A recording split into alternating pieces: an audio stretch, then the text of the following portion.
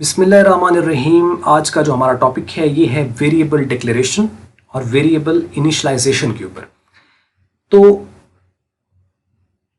छोटे से टॉपिक हैं लेकिन इसमें मेन जो असल चीज़ को समझना है वो है वेरिएबल डिक्लेरेशन को। तो आइए हम इसको स्टार्ट करते हैं चैप्टर के इस टॉपिक को। और जैसे कि आपको पता है कि 9वां चैप्टर हम कर रहे हैं जो कि एलिमेंट ऑफ सी के हवाले से है। तो पिछले लेक्चर्स आपने यकीनन देखे होंगे। सीक्वेंस में अगर आप देखते जाएंगे तो ऑब्वियसली आपको चीज़ें ज़रा आसान रहेंगी और समझ भी ज़्यादा आएंगी। तो आइए हम शुरू करते हैं अपने बेसिक्स जो कि इंटरमीडिएट लेवल पे जो चीज़ें हैं बेसिक्स एक बच्चे के लिए, तो वो आइए हम स्टार्ट कर देते हैं।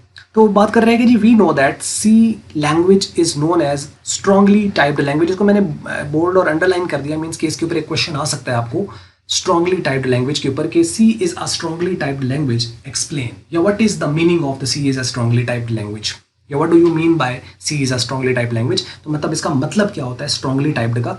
तो वो कह रहा है कि जैसा कि हम जानते हैं कि जो सी है एक स्ट्रांगली टाइप्ड लैंग्वेज है, विच मीन जिसका मतलब ये है every variable must be declared before use.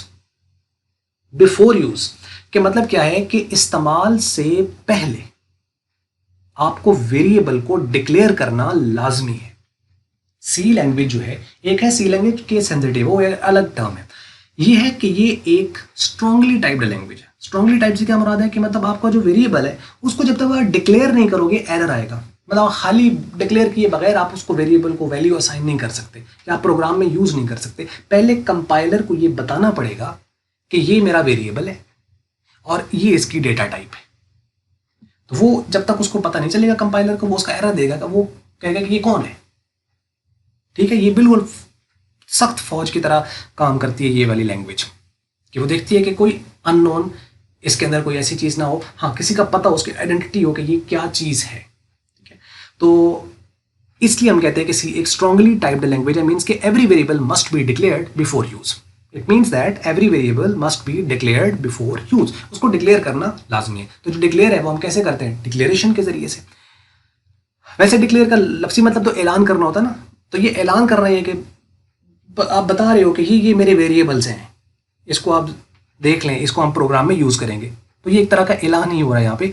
For this purpose variable declaration is made, यानी अगर आप वेरिएबल डिक्लेरेशन करेंगे तो उसके जरिए से वेरिएबल डिक्लेयर्ड हो जाएंगे। कैसे होते हैं इसमें हम देखते हैं। वो कहता है variable declaration tells the compiler 3 things. Variable जो डिक्लेरेशन है वो कंपाइलर को 3 चीजें बताती है। वो कौन कौन सी हैं? एक है जी type of data a variable will hold. पहली चीज है कि उसकी डेटा की टाइप कौन सी है, कि किस तरह का डेटा वो स्टोर करेगी। न्यूमेरिक होगा या कैरेक्टर होगा। न्यूमेरिक होगा तो इंटीजर होगा या फ्लॉट होगा।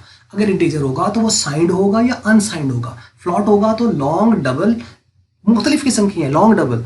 तो मीन्स कि उसकी टाइप एक पता चलती है कंपाइलर को। एक तो पता चलता है कि ये टाइप को मतलब इसमें किस तरह का डेटा इस वेरिएबल में स्टोर हो गया, उसको टाइप पता चल जाती है। जैसे ही टाइप पता चलेगी तो ऑब्वियसली फिर वो मेमोरी भी उसके अकॉर्डिंगली असाइन करेगा, क्योंकि हर टाइप डिफरेंट स्पेस लेती है मेमोरी के अंदर, रैम के अंदर।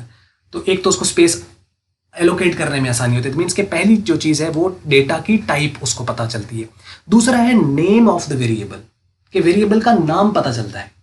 नाम से क्या मुराद है कि एक वेरिएबल है, उसका कोई ना कोई आइडेंटिफायर क्या है, उसको आइडेंटिटी क्या है, शनाख्त क्या है, किस नाम से उसको कॉल करेंगे हम, तो वो ऑब्वियसली नाम होगा उसका। अब वो जो नाम रखना है वो according to the rule of naming a variable रखना है, कि जो उसके रूल्स हैं उसके अकॉर्डिंगली आप वेरिएबल का नाम रख सकते हो। और तीसरी चीज़ जो उसको पता चलती है वो थी quantity of the variable, mean के how many variables are there in this program, in this declaration. तो एक पर्टिकुलर डिक्लेरेशन बताएगी कि कितने आपके वेरिएबल्स है। तो number of the variables means के तादाद उसकी बताइए। आप उर्दू में कहें तो हम कहेंगे कि उसकी टाइप, उसके बाद उसका नाम और उसकी तादाद। ये 3 चीज़ें कंपाइलर को पता चलती हैं एक काम करने से, और वो है वेरिएबल डिक्लेरेशन। तो क्या ये ज़रूरी है? हाँ बिल्कुल ज़रूरी है। अगर आपने वेरिएबल को इस्तेमाल करना है प्रोग्राम में तो उन वेरिएबल को इस्तेमाल से पहले आपको कंपाइलर को एटलीस्ट बताना है कि ये हमारे वेरिएबल्स हैं जो हम प्रोग्राम में यूज़ करेंगे। अच्छा, उसके बाद नेक्स्ट है जी variables can be declared anywhere in the program according to the need. अब वेरिएबल जो है उनको कहीं पे भी प्रोग्राम में आप इस्तेमाल कर सकते हो, कहीं पे भी इस्तेमाल, पूरे प्रोग्राम में कहीं पे भी इस्तेमाल कर सकते हो जहां पे आप उनको यूज करना चाहते हो। तो उनको डिक्लेयर भी आप कर सकते हो कहीं पे भी। इस लाइन का मतलब है कि it can be declared anywhere in the program. आमतौर पर हम ये करते हैं कि जब हम प्रोग्राम लिखते हैं तो हम पहले ही सोच लेते हैं कि प्रोग्राम में कितने वेरिएबल हमें रिक्वायर्ड होंगे। अच्छा, छोटा प्रोग्राम हो तो उसका तो आसानी से जज भी किया जा सकता है कि इसके अंदर हम 3, क्योंकि आमतौर पर हम जो प्रोग्राम बनाते हैं 3 से 5 वेरिएबल हम इस्तेमाल करते हैं, वो तो हमें पता है जी। अच्छा, इसमें ये वेरिएबल इस्तेमाल होने हम शुरू में डिक्लेयर कर देते हैं। इनिशियलाइज किसी को करना हो तो इनिशियलाइज कर दें कि आगे प्रोग्राम की जो बॉडी है वगैरह जो भी उसके अंदर आगे कोडिंग वगैरह होनी है वो हम करके और प्रोग्राम को एग्जीक्यूट कर देते हैं। एरर फ्री होगा तो उसका रिजल्ट आ जाएगा। अच्छा, अब यहाँ पे जरूरी नहीं है कि आप जो उसकी डिक्लेरेशन कर रहे हैं वो स्टार्ट पे ही करें। आप उसको स्टार्ट पे कर लें, आप उसको दरमियान में कर लें, आपको कहीं एंड पे जरूरत पड़ी वहां कर लें। तो ये जरूरी नहीं कि आपको प्रोग्राम के शुरू में जाना पड़े कि नहीं शुरू पे ही करते हैं। नहीं, डिक्लेरेशन को प्रोग्राम के किसी भी हिस्से पे कहीं पे भी किया जा सकता है। हाँ, एक चीज़ फर्क पड़ती है कि मतलब आप उसकी बॉडी मैटर करती है कि आप उस वेरिएबल को प्रोग्राम के किस हिस्से पे डिक्लेयर कर रहे हो। उसमें एक हम चीज़ नहीं सीखेंगे जो मैं यहाँ पे उसको नहीं चाह रहा हूँ कि वो फैल जाए, वो होते हैं लोकल वेरिएबल और ग्लोबल वेरिएबल का एक टॉपिक है, लेकिन वो एक बड़ी दूर बात निकल जाएगी। मैं उसको नहीं चाह रहा हूँ कि उसको हम फैलाएं यहाँ पर। तो वो हम इंशाल्लाह 13वें चैप्टर में इसके ऊपर भी पढ़ेंगे, लोकल वेरिएबल और ग्लोबल वेरिएबल्स क्या होते हैं। मीन्स के फर्क पड़ता है कि लोकल वेरिएबल की स्कोप लोकल होती है, ग्लोबल की स्कोप ग्लोबल होती है। लेकिन एक आप समझे कि एक ही बॉडी है प्रोग्राम की, तो उस बॉडी में आप कहीं पे भी, उस बॉडी ऑफ द प्रोग्राम में आप कहीं पे भी उसको वेरिएबल को डिक्लेयर कर सकते हो। तो जिस बॉडी में वो डिक्लेयर हुआ तो उसको फिर यूज़ भी उधर ही करना होता है, उसके अंदर वो यूज़ हो सकता है, ठीक है, उससे बाहर वो यूज़ नहीं। हाँ, ग्लोबल है तो उसको आप कहीं पे भी यूज़ कर सकते हो। तो यूज़ वेरिएबल का करना एक और चीज़ है और डिक्लेयर करना एक और चीज़ है। तो एनी हाउ में तो आपने प्रोग्राम लिखा और 15-20 लाइनें आपने लिख ली तो आपको याद आएगा अच्छा एक और मुझे चाहिए, तो क्या शुरू में जाना पड़ेगा? नहीं, शुरू में नहीं जाना। आप जहाँ पर हैं वहीं पर आप उसकी डेटा टाइप बताएं, स्पेस दें, उसके बाद जो वेरिएबल आपको चाहिए जितने चाहिए वो लिखें, कॉमा से सेपरेट करें और एंड पे सेमीकोलन लगाएं और आप उसको यूज़ कर लें। तो मीन्स के वेरिएबल को कहीं पे भी आप डिक्लेयर कर सकते हो। यूज से पहले उनको डिक्लेयर करना वो जरूरी है। अच्छा, following is the syntax of the variable declaration. अब इनको करते कैसे हैं? सिंटैक्स से मुराद है कि इसका रूल क्या है, तरीकाकार क्या है, कैसे लिखा जाएगा। तो देखें, जनरल ये रूल है कि आपको डेटा टाइप लिखनी है, स्पेस देनी है, list of the comma separated variables, यानी जितने वेरिएबल्स आपको चाहिए उनके दरमियान कॉमा हम लगाते जाएंगे और वेरिएबल लिखते जाएंगे और आखिर पर सेमीकोलन लगा देंगे। 3 चीजें, डेटा की टाइप और कॉमा से सेपरेट वेरिएबल के नाम और लास्ट पे सेमीकोलन। ये है इसका जनरल सिंटैक्स, इसके लिखने का तरीका। अच्छा, अब इसमें एग्जांपल भी उसने यहाँ दे रखी है। अब देखिए यहाँ पे जैसे लिखा हुआ है, ये एक वेरिएबल डिक्लेरेशन है, इंट a, b, c और लास्ट पे सेमीकोलन। तो यहाँ पे जो इंट है, एक तो ये स्मॉल में होना चाहिए क्योंकि ये कीवर्ड है, तो इसलिए इसका आई कैपिटल नहीं लिखना, स्मॉल में लिखना है। आई एन टी तीनों स्मॉल में होंगे। बाकी ये वेरिएबल है, इसको आप स्मॉल कैपिटल में लिख सकते हैं, लेकिन स्मॉल में ज़्यादातर लिखे जाते हैं। तो एनी हाउ ये हमारे आइडेंटिफायर्स हैं और ये हमारा एक कीवर्ड है।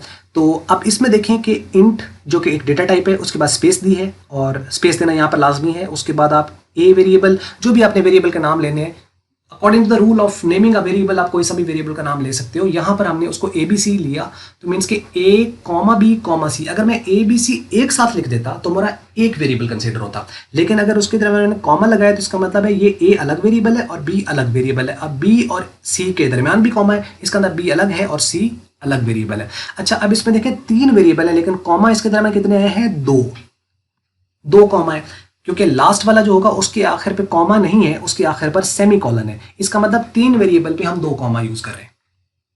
और अगर 5 वेरिएबल है तो उस पर 4 कॉमा यूज हो रहे होंगे। 99 वेरिएबल होंगे तो उसके अंदर 98 कॉमास होंगे और 99 जो होगा वो सेमीकोलन होगा, जो कि बिल्कुल लास्ट पर आता है और ये लगाना लाजमी है।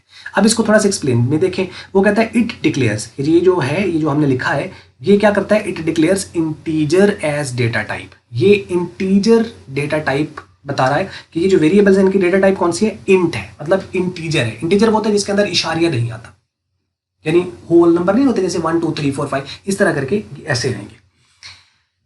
As data type and 3 variables name A, B and C। 3 ही चीजें हमने कहा था कि टाइप, तो टाइप क्या है इसकी? इन वेरिएबल्स की टाइप क्या है? इन वेरिएबल की टाइप है इंटीजर। अच्छा, इनके नाम क्या है जी? नाम है इनके, ए का नाम A है, ए का नाम B है, ए का नाम C है, और उनकी तादाद वो हमें इधर से पता चल रही है कि 1 2 और 3, और कॉमा से हम उनके दरमियान सेपरेट करेंगे और लास्ट पे सेमीकोलन लगाएंगे। अच्छा देखें, एक स्पेस का यहाँ स्पेस देना लाजमी है, लेकिन इनके दरमियान स्पेस देना लाजमी नहीं है। आप देना चाहे तो दे दें, वरना कोई ज़रूरी नहीं है। लेकिन अगर आप कर देते हैं A कॉमा और स्पेस और B कॉमा और स्पेस तो देन ओके, इससे कोई फ़र्क नहीं पड़ता। लेकिन इंट के बाद स्पेस देना जरूरी है, क्योंकि अगर लिख दे तो इंटा बन जाएगा, तो वो स्पेस यहाँ पर जरूरी है।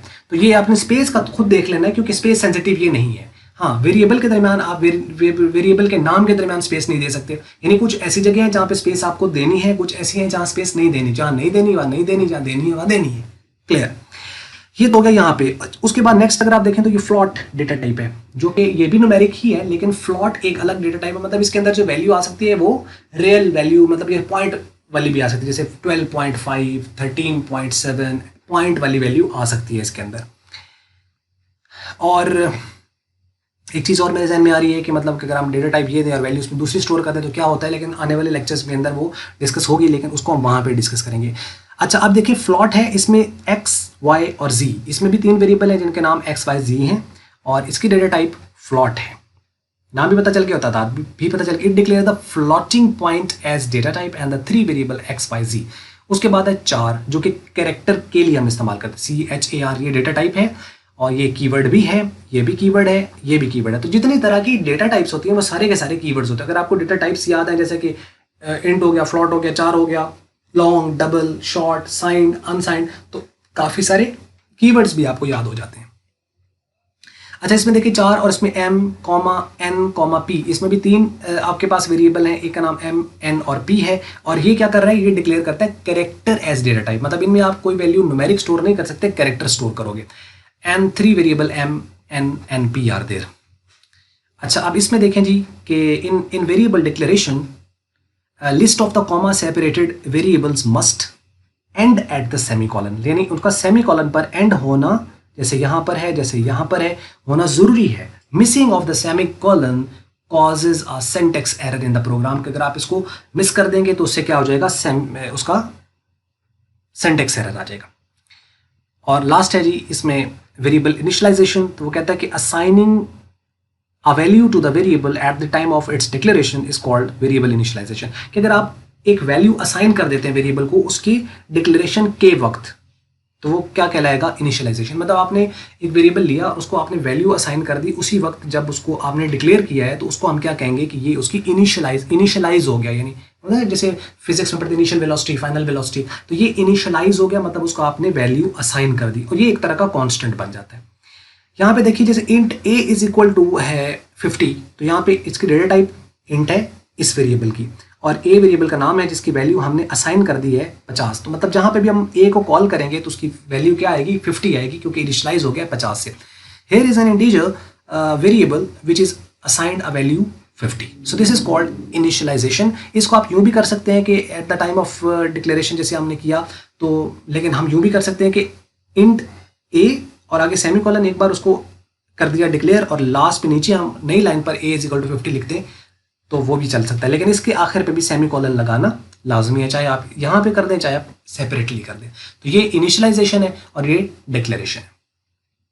बस ये थी वीडियो, और उम्मीद करते हैं आपको ये समझ लगी होंगी, ये पॉइंट्स वगैरह इसके अंदर, और अगर क्वेश्चन है तो आप कमेंट्स में पोस्ट कर दीजिएगा। बेसिक्स ये लेक्चर है इंटरमीडिएट लेवल पर, तो अगर फिर भी कोई आपको कोई प्रॉब्लम या क्वेश्चन आता है तो आप कमेंट्स में हमारे साथ शेयर कीजिए। बस ये थी वीडियो। अगर आपको मल्टीमीडिया की ये वीडियो अच्छी लगी है तो आप इसको लाइक कर लें, शेयर कर लें दूसरों के साथ। अगर आपको अच्छी नहीं लगी तो इसको कर दें आप डिसलाइक, और वीडियो देखने का हमेशा की तरह बहुत बहुत शुक्रिया।